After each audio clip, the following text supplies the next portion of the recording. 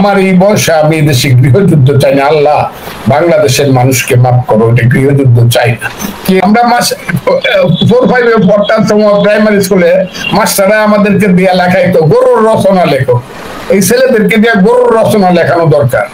জনযুদ্ধ কি, বামপন্থীরা কেন বলতো, ইনকলাব জিন্দাবাদ কি, কেন ইনকলাব জিন্দাবাদ 1921 সনে কমরেড মুজাফর আহমদরা কমিউনিস্ট পার্টি করে সময় দিছিল। এই ছেলেদেরকে তো শিক্ষা দেওয়া উচিত এইগুলা। What is second Republic? হ্যাঁ, কেন ফ্রান্সের সেকেন্ড রিপাবলিক কেন হয়েছিল চতুর্দশ কে পরাজিত করিয়া? কেন কেন ছেলেরা বলে গণপরিষদ, গণপরিষদ কাহাকে বলে, ইহা কত প্রকার ও কি কি, এইগুলো তো এই ছেলেগুলা তো সুন্দর সুন্দর শব্দ শুনছে, কিন্তু এইটার যে ভাষার বাইরে যে এইটার যে বিশালতা, সেই বিশালতা তো ছেলেরা বুঝে না। বুঝে না বলেই তো আজকে আমাকে বলতে হয় এইসব কথা বলে গণতান্ত্রিক প্রক্রিয়াকে দীর্ঘায়িত করে, অনির্বাচিত ক্ষমতাকে কুক্ষিগত করে অনির্দিষ্টকাল ক্ষমতায় থাকার জন্যই ইউনূস সাহেব নিজেই পেশটা লাগাইছে বাংলাদেশে। এখন যা শুনতে এই পেশ তো হওয়ার কথা না।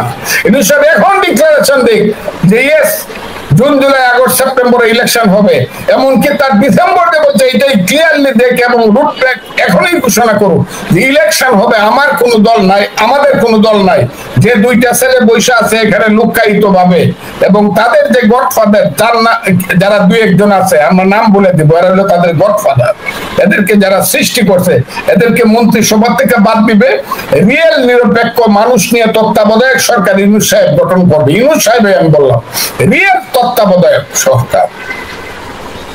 এত অনেকটা সীমিত হয়ে যাবে আজকের পরে। আর ইউনূস সাহেব যদি মনে করে নিজে চালাইব এদেরকে নিয়ে এবং ক্ষমতা কুক্ষিগত করব, আমি বললাম ওই ছেলেটার কথা, এই দেশে তারা সিভিল ওয়ার সৃষ্টি করতে চায় এবং এই দেশে সিভিল ওয়ার হইতে বাধ্য, যেটা আমি চাই না।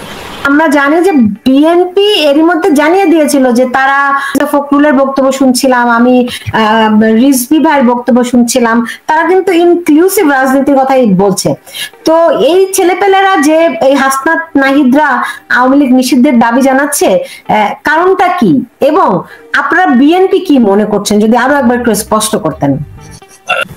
আমি বিএনপির এইদিকে যে অবস্থানটা দেখছি, যে স্ট্যান্ড নিয়েছে, সেটা খুব আদর্শী স্ট্যান্ড। তারা প্রথম থেকে বলে আসছে কোন শক্তিকে, কোন রাজনৈতিক শক্তিকেই নিষিদ্ধ ঘোষণা করে আইনগতভাবে তার রাজনীতি বন্ধ করা যায় না। এমনকি যখন জামাত শিবিরের রাজনীতি বা শিবিরের রাজনীতি বন্ধ করে দিয়েছিল, তখনও আমরা এটার প্রতিবাদ করছি যে না, রাজনীতি নিষিদ্ধ করা কোনো সমস্যার সমাধান নয়। যে আওয়ামী লীগকে যে নিষিদ্ধ করতে চান, আওয়ামী লীগের তো সর্বশেষ 43% ভোট ছিল। সেই 43% ভোট তো বাংলাদেশের প্রায় অর্ধেক। 2008 সনের কথা আমি বলছি, 43% ভোট ছিল। ধরেন 10% ভোট যদি আমি ছেড়ে দিই, তাও তো 30-33% ভোট আওয়ামী লীগের আছে। সেই 30-33% ভোট তো একটা রাজনৈতিক শক্তির জন্য একটা মস্ত বড় ফ্যাক্টর, একটা দেশের জন্য ফ্যাক্টর। এবং এই 30% লোককে বাদ দিয়ে কি এই দেশে আপনি সাধারণ ইলেকশন করবেন? এবং সেই সাধারণ ইলেকশন কি দেশে বিদেশে গ্রহণযোগ্য হবে? আমরা কি এমন একটা জাতি বা দেশ, যে দেশ বা জাতি পৃথিবীর থেকে একদম বিচ্ছিন্ন? আমরা কি মঙ্গল গ্রহে বসবাস করি? আমরা কি ঊর্ধ্বলোকে বসবাস করি, চৌথ আসমানে, যে পৃথিবীতে আর কেউ নাই, শুধু আমরা আছি?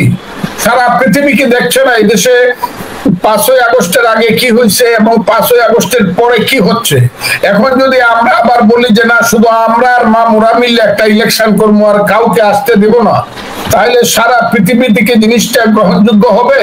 এবং আমাদের শক্তি কি এই লেভেল পর্যন্ত আছে, যে লেভেলে আমরা সারা পৃথিবীর সমস্ত ইচ্ছা অনিচ্ছাকে অ্যাভয়েড করে আমরা একটা রাষ্ট্র ব্যবস্থা পরিচালনা বাংলাদেশে থেকে করতে পারবো? আমাদের ইচ্ছা মতো রাষ্ট্র চালাবো, পৃথিবীর কোনো কথা শুনবো না, তাহলে পৃথিবী তো আমাদেরকে বিচ্ছিন্ন করে দিতে পারে। এবং সমস্ত পৃথিবীকে ধরেই আমি কথাটা বলছি। মধ্যপ্রাচ্য সবকিছুকে ধরে আমরা বলছি বাংলাদেশের গরিব মানুষের সন্তানেরা শান্তি রক্ষা করে বাংলাদেশে যে বৈদেশিক মুদ্রা আমদানি করে বা নিয়ে আসে নিজের পেট চালায় বাংলাদেশকে চালায় উনি তো তাদের সবার মুখপাত্র হিসেবে কথা বলতেছে কিন্তু স্যার যে ওই যে হাসনাত এবং নাহিদরা যে কথাটা বলতেছে এইটা তো মনে হইতেছে যে উনার সঙ্গে তাদের ব্যক্তিগত একটা যুদ্ধ হইতেছে বা সেনাবাহিনীর বিরুদ্ধে তারা বিদ্রোহ ঘোষণা করতেছে যেটা আমাদের সার্বভৌমত্ব বিরোধী। কথাটা খুব ক্লিয়ার, কারণ তারা তো সারা পৃথিবীর বাস্তব অবস্থাটা বুঝে কথাটা বলতেছে আমাদের সার্বভৌমত্বের প্রতীক যারা তারা। এই জায়গাতে আমাদেরকে বুঝতে হবে। এখন আবার দেখতেছি একজন বলছিল আওয়ামী লীগকে মাফ করে দিলাম, প্রথম খুব সমালোচনা হয়েছিল একটি দলের সভাপতি বা আমির। আজকে আবার উনি দেখলাম কিছু কথা বললেন, সব কথা আমি ধরবো না। উনি বললেন যে 54 বছর আগে কি এই কারণেই আমরা মুক্তিযুদ্ধ করছিলাম। উনি কবে কবে মুক্তিযুদ্ধ করছিল? কবে কবে উনি কবে কবে মুক্তিযুদ্ধ করছিল? উনার পূর্বপুরুষরা যারা জামাত করত তারা তো এই দেশে সশস্ত্র ভাবে আলবদর রাজাকার আলসাম সৃষ্টি করে বাংলাদেশের মুক্তিযুদ্ধকে যারা চিরদিনের জন্য অস্তমিত করতে পারে তার জন্য তারা সাধারণ মানুষকে হত্যা করেছিল, মা বোনদেরকে ধর্ষণ করেছিল, বাড়িঘর করে সরকার করেছিল এবং যখন মনে করেছিল যে যুদ্ধের জয় বাঙালিদের জন্য স্বাধীনতা অবশ্যম্ভাবী তখন তারা 10 থেকে 16 তারিখ পর্যন্ত বাংলার সুসন্তান বুদ্ধিজীবীকে হত্যা করে বাংলার মস্তিষ্ক শূন্য করে দিয়ে গিয়েছিল। এখন উনি যদি বলেন যে 54 বছর আগে কি আমরা এই কারণে যুদ্ধ করছিলাম তাহলে তো আমার বলতে হয় একই কথা শুনি আজ মন্থরার মুখে। এই কথাটা বলা ছাড়া তো আমার কোনো পথ নাই। উনি যদি বলে 54 বছর আগে কি আমরা এই কারণে মুক্তিযুদ্ধ করছিলাম, এখন উনার মুক্তিযুদ্ধ কোনটা এটা আমাকে জিজ্ঞাসা করতে হবে। আমি তাই মনে করি বাংলাদেশ এখন সুস্পষ্ট কথা হলো এইখানে একটা ডেমোক্রেটিক সিচুয়েশন সৃষ্টি করা, এইটা নিজে ইউনূস সাহেব এইটাকে উৎসাহিত করছে, নিজে একটা দল করছে।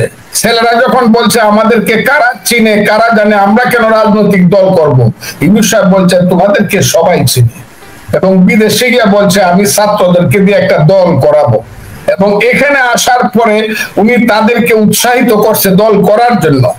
এবং উনার যে পিএস তাকে বলে প্রেস সেক্রেটারি নাহিদ ইসলাম বাংলাদেশে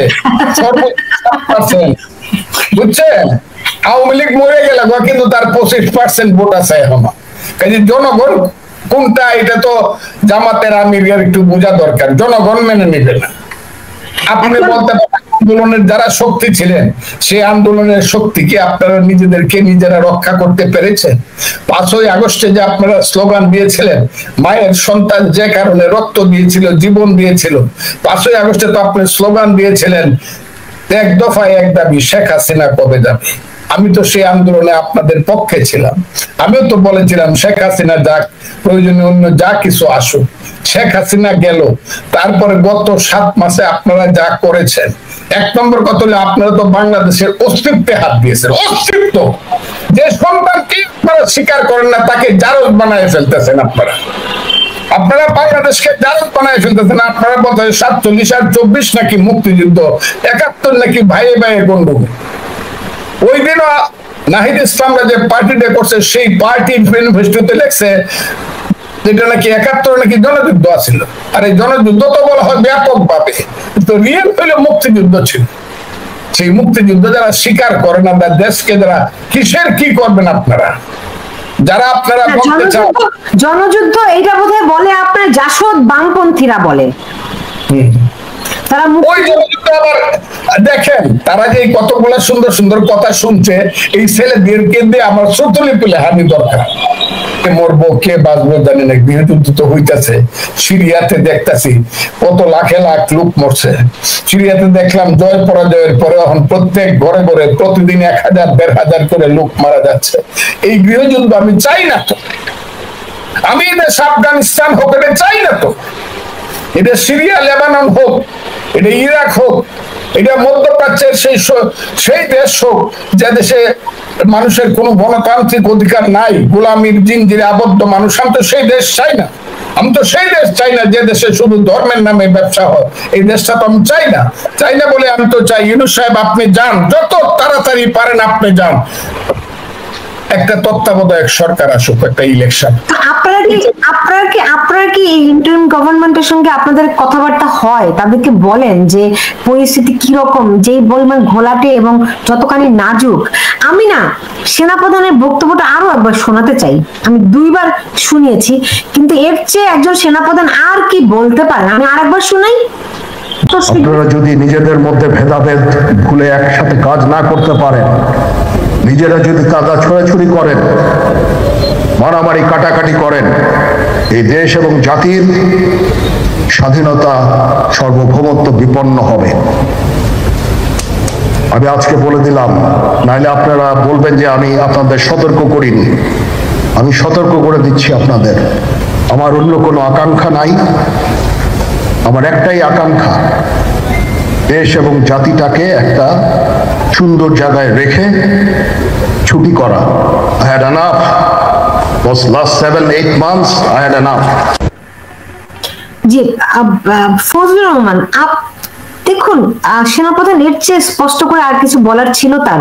তিনি তো জানেন, আপনিও খুব সুন্দর করে বলেছেন যে তিনি শুধুমাত্র সেনাপ্রধান নন, তিনি অন্যদের মতামতগুলো উনি জানাচ্ছেন। এর চেয়ে স্পষ্ট করে তার বলার কিছু কিন্তু থাকে না, এবং তিনি কিন্তু 3 সপ্তাহ সময়ও দিয়েছেন। সেই বার্তা কি এখন কি আমরা এই ছেলেপেলের উপরকে দোষ দিবেন, নাকি এই ইন্টারিম গভর্নমেন্টকে দোষ দিবেন? তাদের তো যথেষ্ট বোঝার কথা যে সেনাপ্রধানের এই বক্তব্যের মূলে কি আছে। এই পোলাপান না বুঝলো। আমি খুব ক্লিয়ারলি আপনাকে বলি, সেনাপ্রধানের কথা আমি যেদিন শুনছি 25শে ফেব্রুয়ারি, আমার কাছে মনে হয়েছে এই কথাগুলো তো ওনার বলার কথা ছিল, এই কথাগুলো তো বলার কথা ছিল রাজনৈতিক দলের নেতাদের। এবং সেই নেতা যাকে বলা হয় লাইট, আমি সবসময় বলি people is power, leader is light.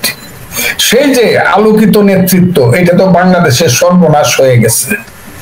আলোকিত নেতৃত্ব নাই বলেই আজকে বাংলাদেশ অন্ধকারে নিমজ্জিত হয়েছে। কাজে আজকে সেনাপ্রধানকে আমাদের সেই আলোকিত পথ দেখাইতে হবে। যে কথাটা একজন মূল রাজনৈতিক নেতার, আলোকিত নেতার বলার কথা ছিল যে দেশ এই পথে চলুক, এবং আমরা যেটা সবাই একসাথে মেনে নেওয়ার কথা ছিল।